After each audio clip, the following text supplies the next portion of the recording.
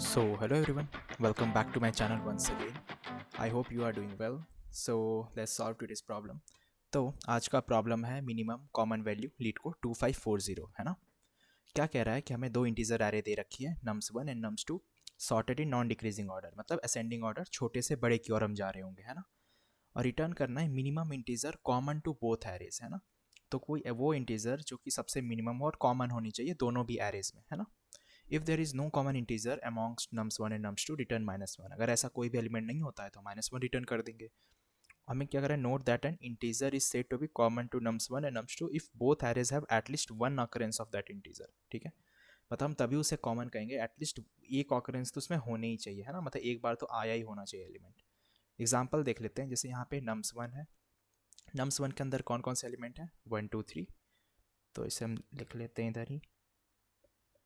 nums1 के अंदर दे रखे हैं 1 2 3, और nums ऑफ 2 में है हमारा 2 और 4।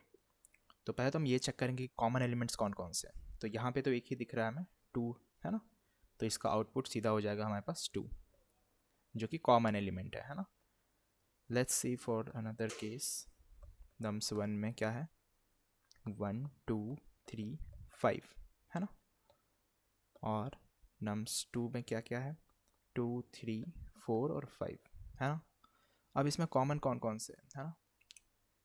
तो पहला तो हो गया हमारे पास 2 3 और 5 है ना। तो तीन तो कॉमन एलिमेंट है, लेकिन सबसे मिनिमम कौन सा है हमारे पास, 2 है ना।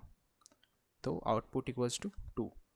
तो बेसिकली हमें क्या देखना है, हमें एरेज के कॉमन एलिमेंट्स को तो देखना ही है ना। साथ साथ हमें ये देखना है कि सबसे मिनिमम एलिमेंट कौन सा है ना। तभी क्वेश्चन का नाम ही है मिनिमम कॉमन वैल्यू। अब सवाल ये है कि इसे सॉल्व कैसे करेंगे। तो एक ब्रूट फोर्स का तरीका क्या हो सकता है कि हम दो लूप लेके चल सकते हैं ना, दो लूप्स लेकर के ट्रैवर्स कर सकते हैं।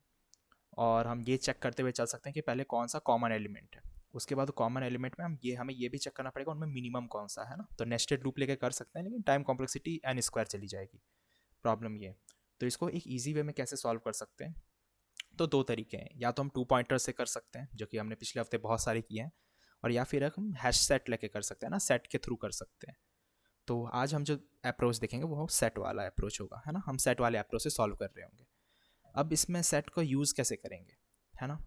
देखो, अब सेट में होता क्या है, वो सारे यूनिक एलिमेंट को स्टोर कर लेता है अपने अंदर है ना। तो सेट का मेन काम वही होता है, मतलब वो मल्टीपल ऑब्जेक्ट्स को नहीं रखेगा, मल्टीपल एलिमेंट्स को अंदर आने ही नहीं देता है ना। वो एक ही एलिमेंट, यूनिक एलिमेंट को ही रखता है। अब देखो, तो क्या करो, जैसे nums1 के सारे एलिमेंट को पहले हम सेट में डाल देंगे है ना।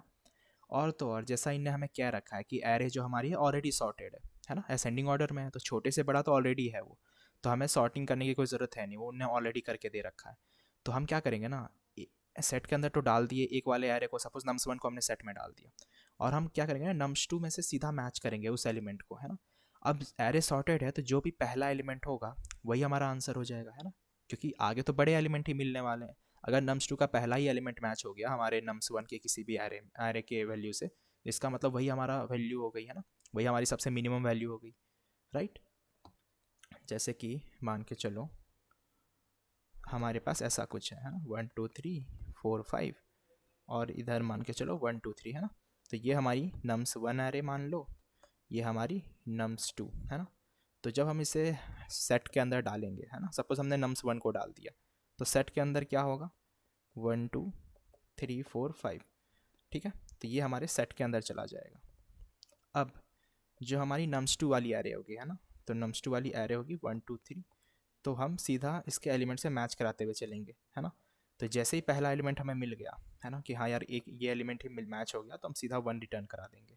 सपोज हमारे पास 1 नहीं होता है ना, सपोज मान के चलो ऐसा सा 2 3 होता हमारे पास, तो क्या होता, तो हम चेक करते कि क्या 2 है क्या, तो नहीं, क्या 2 है यहाँ पे, हाँ, तो सेट के अंदर मैच होगी, तो हमारी मिनिमम वैल्यू 2 हो जाती, राइट।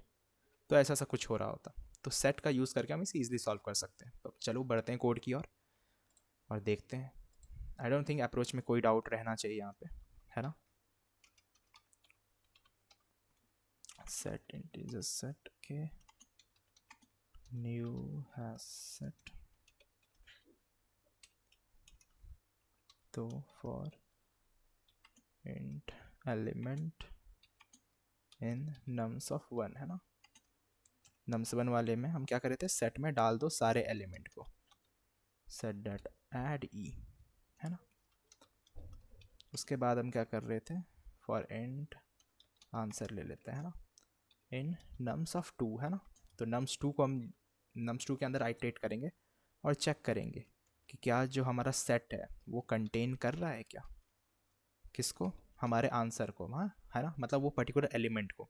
ये फॉर ईच लूप है ना। तो जो इंट आंसर है वो हमारा इंट आई इक्वल्स टू 0, जो हम नॉर्मल फॉर लूप लिखते हैं ना, वैसे ही काम करेगा ये, है ना। तो ये क्या करेगा, सब पूरे सेट में चेक करते जा रहा है उस पर्टिकुलर एलिमेंट को, है ना, कि क्या सेट के अंदर वो जो हमारा num2 का जो इंटीजर है क्या वो मौजूद है क्या। अगर है, इसका मतलब सीधा ही रिटर्न कर दो पहला वाला, है ना। कैसे, रिटर्न आंसर, जो पहले मिल जाएगा वही आंसर है हमारा, क्योंकि वो ऑलरेडी सॉर्टेड है, तो हमें मिनिमम ही चाहिए था, है ना।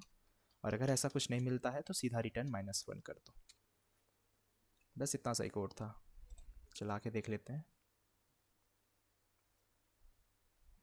ओके, तो आई होप ये सॉल्यूशन क्लियर होगा, इसमें कोई डाउट रहनी तो नहीं चाहिए मुझे, मेरे अकॉर्डिंग। लेकिन स्टिल अगर रह जाती है तो फिर कमेंट सेक्शन खुला है, वहाँ पे आप जो चाहो बता सकते हो मुझे, है ना। फिर मिलते हैं अगली वीडियो में, तब तक के लिए keep learning, keep coding, keep exploring. See you guys in the next video and do like, share and subscribe our channel. Okay, bye, take care.